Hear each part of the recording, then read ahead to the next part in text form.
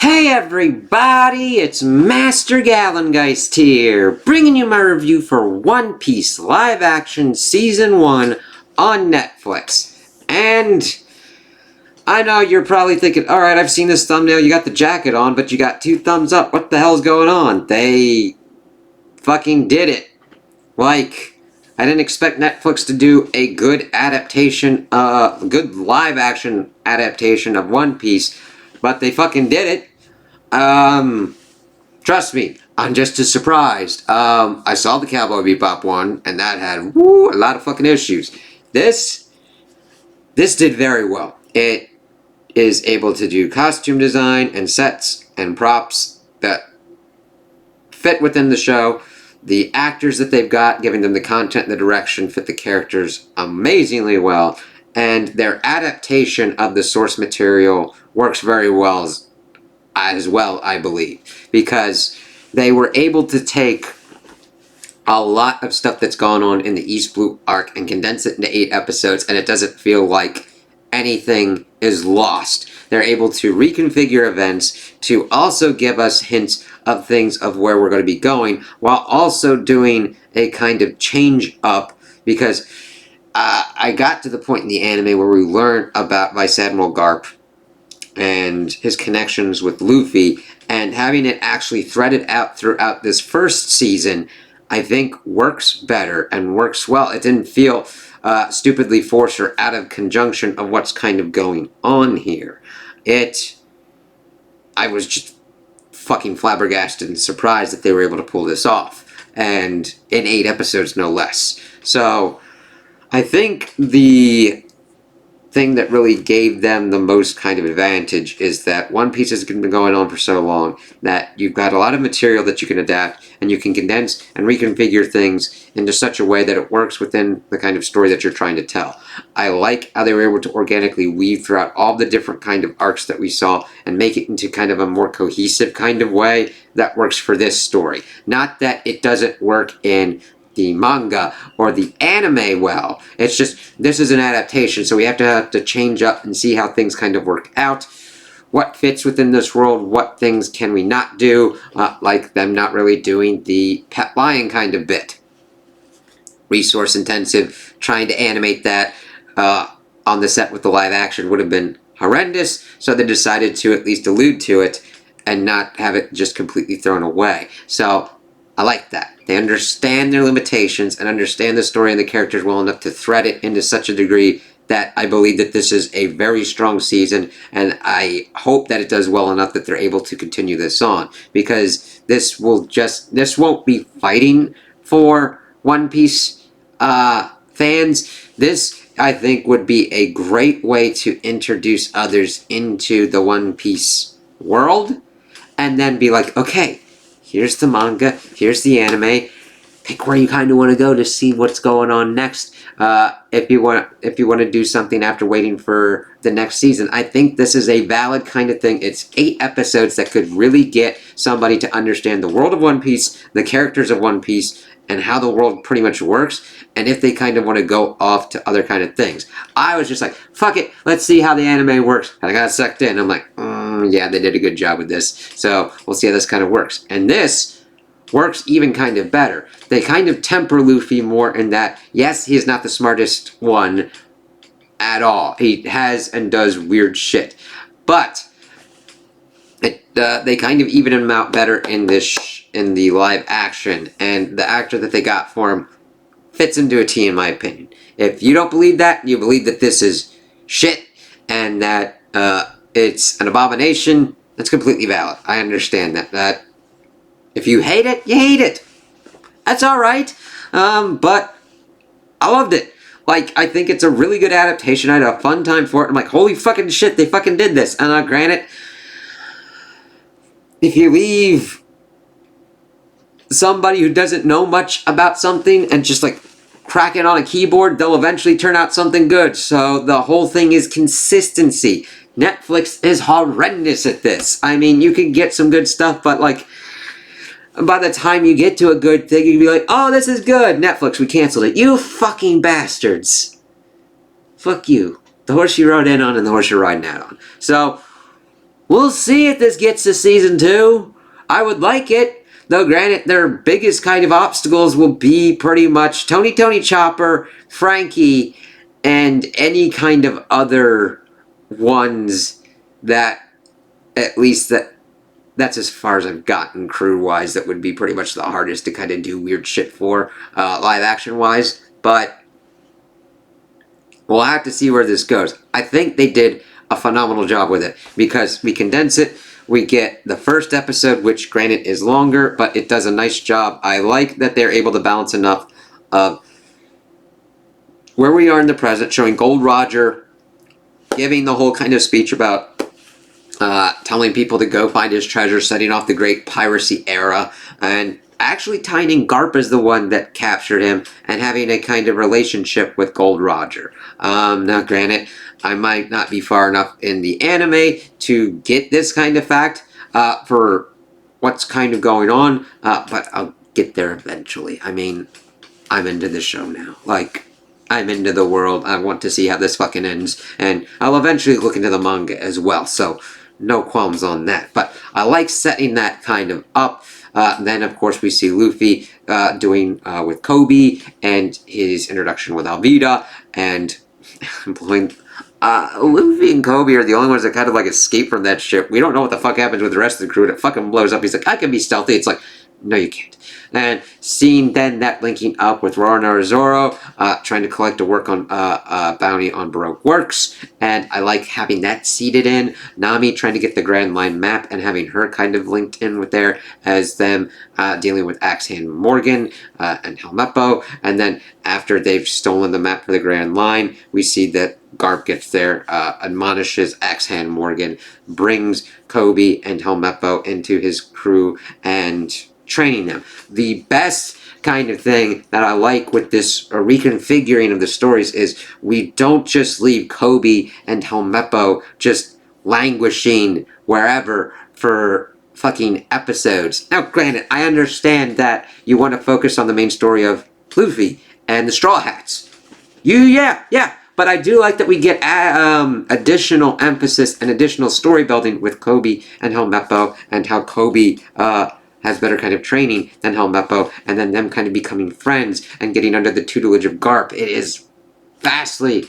I love seeing this more in action in this kind of way and how it's executed. Not that it's horrendously done in the anime, but they're kind of left, and then we do get fucking check it as like, oh, okay, that's kind of cool, and then kind of down for a bit, and then we get them kind of brought back up where I kind of ended off. Well, actually a little bit before I ended off, before we got to the filler of the fucking Ice Hunters. But I like that they're able to balance that well enough here. We're not feeling shortchanged with the Straw Hats, getting their backstory. I like them linking up and showcasing Luffy and red-haired Shanks, seeing all that, seeing Nami's backstory, Roronoa Zoro's. I know that there will probably be people that will be happier with the adaptation here, because with Zeph and Sanji, it is stated, it's pretty much showed that he gave all of his food to Sanji to survive, and that he ate one of his own legs to survive off, because he had to have enough plunder to buy them passage on a ship. So that's very different than the anime one, where he just lost his leg trying to save Sanji in there. So it's like, holy fucking shit, this shit's for real. So we then get more of an understanding of Sanji being like, this man ate his own leg and gave me all the food to survive. Like, it adds an extra layer of weight to Sanji's decision to, one, stay at Baratier, and two, to leave Baratier.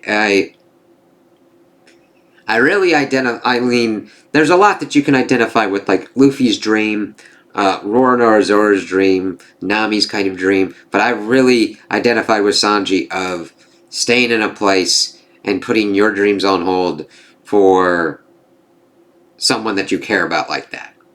It just really kind of spoke to me, and it made me feel closer to Sanji with this. And of course, Usopp, he did really well. I do like the reconfiguring that they kind of got with that, because we did lose the kind of important bit of Luffy hitting at Kuro, the captain, and him not thinking of his crew as friends but expendable people.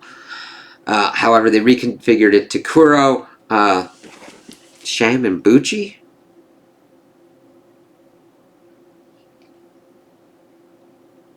The fuck is that? Never mind.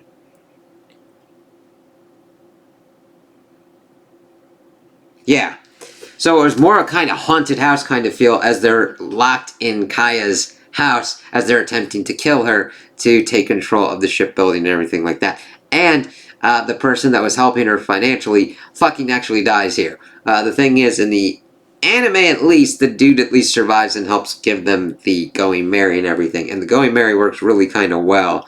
Even though at first you'd be like, oh god, its open mouth just fucking makes it scary as shit. But you get through it and everything, and it just really hits. Seeing them kind of gel together, seeing Nami in the background, working with Arlong's kind of stuff. The reconfigured fight, instead of happening after Water 7, of Garp going after Luffy and then having that laid down where the crew's like, you want to tell us how your grandpa's a fucking vice admiral and coming after your ass? Oh, no. And then actually getting information of like, Garp wanted him to be a Marine and was training him and everything. It's like, wow. Now, that, I don't know if they're trying to do that Garp was attempting to do that in the show, kind of trying to balance out Luffy's father, because I learned that he was like a revolutionary in the anime. I'm trying to line up certain kind of things, rather trying to kind of reconfigure this. That's the only kind of, I guess, downside. I like the reconfiguring, but I'm not at the point where I'm at a, like, the most recent part of the anime to understand where they could potentially be going with these changes of things. Like, there's a lot of different kind of things of why Garp would be doing this, but I'll see how the adaptation kind of works for that. But we see all these different kind of things going on. We see them going Merry, dealing with Kuro. That was a good fight scene. The fight scenes are well done. A little bit jumpy for my taste on certain kind of things. Roronoa bits with the swords are done well, and he does pull out having the sword in his mouth. Now, granted, sparingly, just like they sparingly do stuff with Luffy of actually giving weight to like Gum Pistol, Whip, Bazooka, Battle Axe, Gatling, and him puffing up. They don't overuse it, and they don't underutilize it. They give the weight for utilizing that power, which I have to hand it to them. Netflix would be giving you a lot of money to do this thing. You could go hog-ass wild and use as many of your effects as possible, especially with regards to Luffy. I do hand it to them for doing it sparingly enough that they don't make it into shitty effects for it and overutilized. When each one's kind of done, you feel the weight of Luffy using these kind of moves. And then that kind of goes for the rest of them, as well as seeing like Sanji utilizing his kicks and everything, and Usopp going with his kind of special sniper balls.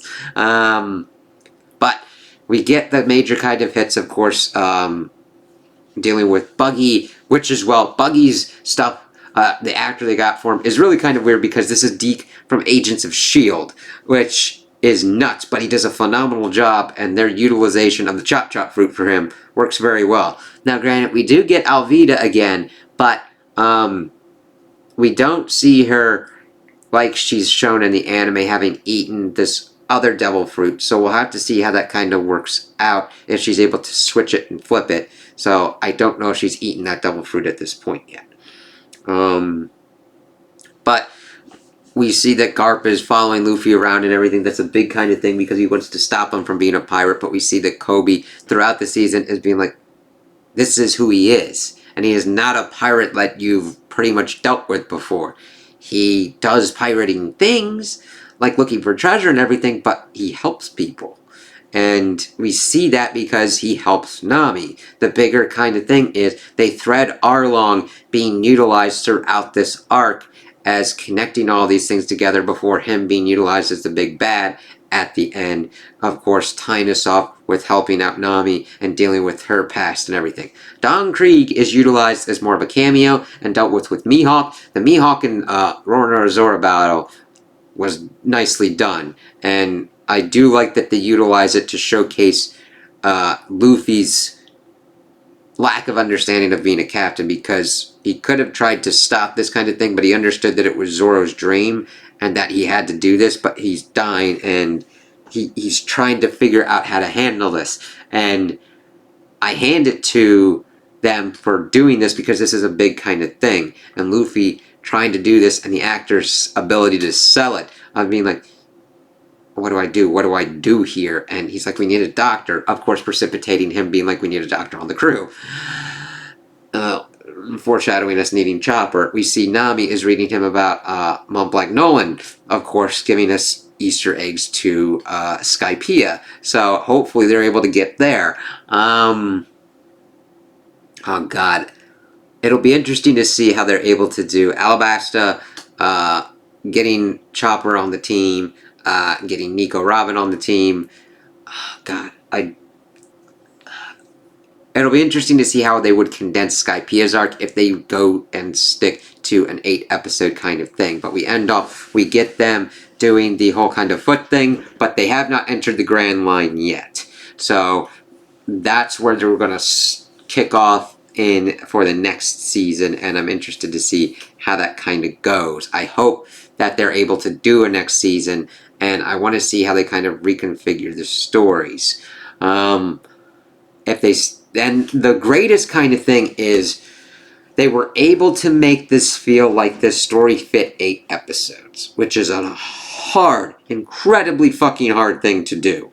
They're able to hit all the consistent stuff, reformat the story into the medium of what they are doing now, and also hit all the emotional beats. We see Zoro's past, we see him detailing trying to be the best swordsman in the world, we see Usopp dealing with wanting to be a brave warrior of the sea, we see Nami dealing with everything with Arlong, stabbing the tattoo and everything, and Luffy going after and having his big climactic battle. The story fit 8 episodes. I did not feel filler or downtime or anything. It felt like a nice flowing pace for 8 episodes, and that is a hard thing to do. Does that mean you need to stick to 8 episodes? No. If you got it to fit 8 episodes, go for it. But I don't think they're going to be able to do Alabasta. Well, they got to introduce Chopper, do Alabasta with Vivi, get Nico Robin on board, and I think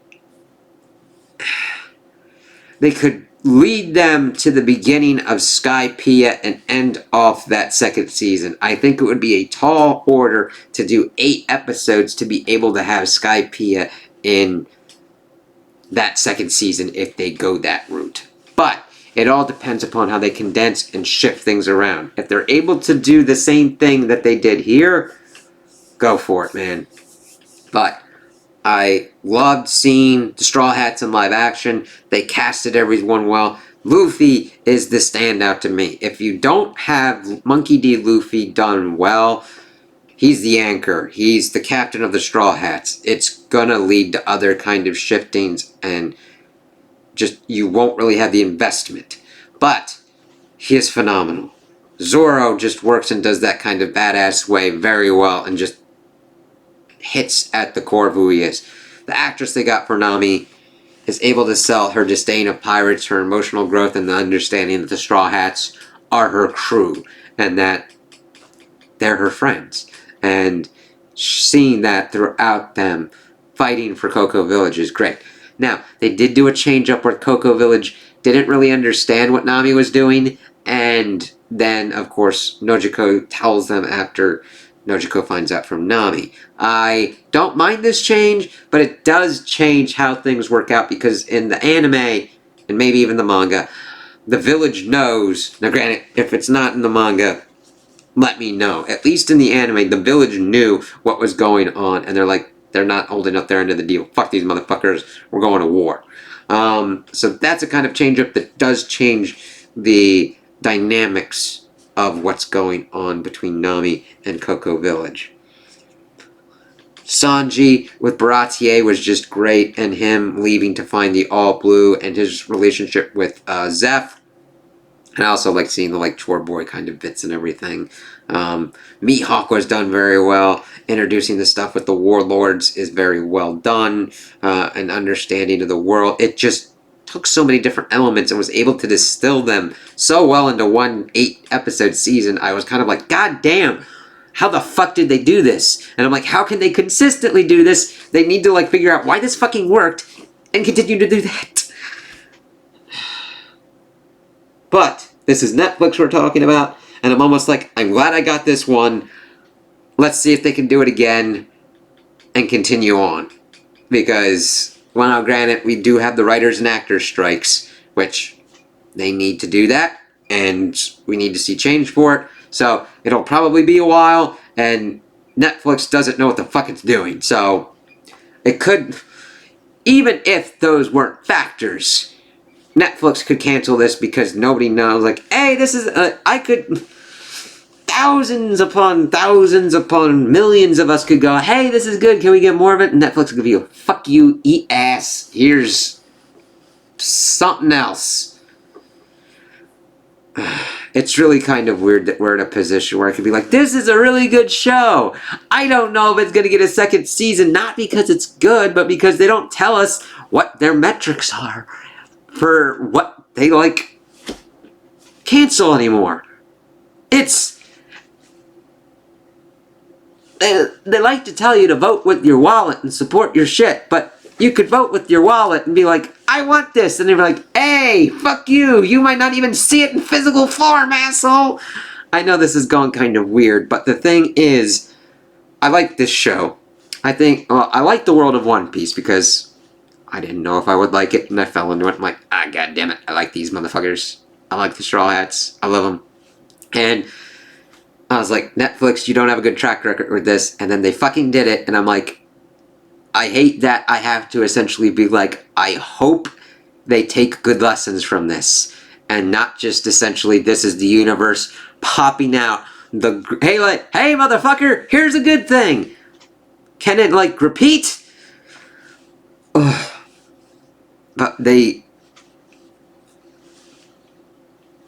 Music, set, costuming, direction, writing, acting. This all came together well to work very well. Now, I wouldn't recommend this for little children because things could just scare the shit out of them, and because the added depth of live action would be like, But if you're into character development, story, good plot pacing and development, I recommend this to, like, anybody really. Just know what your kids can handle, because I do think certain children would be fine with this, but it's just understanding of kind of what's going on, because it still has and retains the kind of, for lack of a better term, childishness of One Piece, to where, yes, little kids can watch it and be like, oh, this is okay, you know what I mean? It's just, there's still dark, crazy-ass shit that you will have to talk to them about, of like, hey, Nami was pretty much used as a map-making slave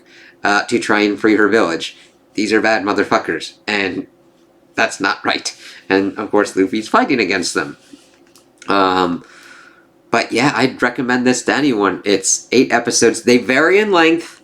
Some of them are a little bit longer than an hour of what they're said, but that also includes credits, so it's not actually that length. I know it's weird. It's like, hey, here's this length. It's like, what does that include? Credits as well? Because you have to time this out.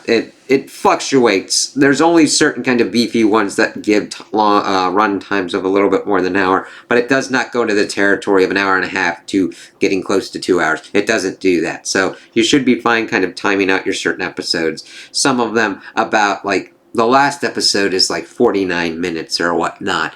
And you're just like, how can they kind of end cap the season? And they fucking did it. I'm like, alright, want more. And I hope that we get more. And I want to hear your guys' opinions, because it's like, hey, let's see. So, those are my opinions on the first season of the live-action One Piece show. Tell me what you guys think in the comments below. If you liked it, if you didn't like it, if you agree with me, if you disagree with me. Also, like and subscribe, and I hope you have a good day.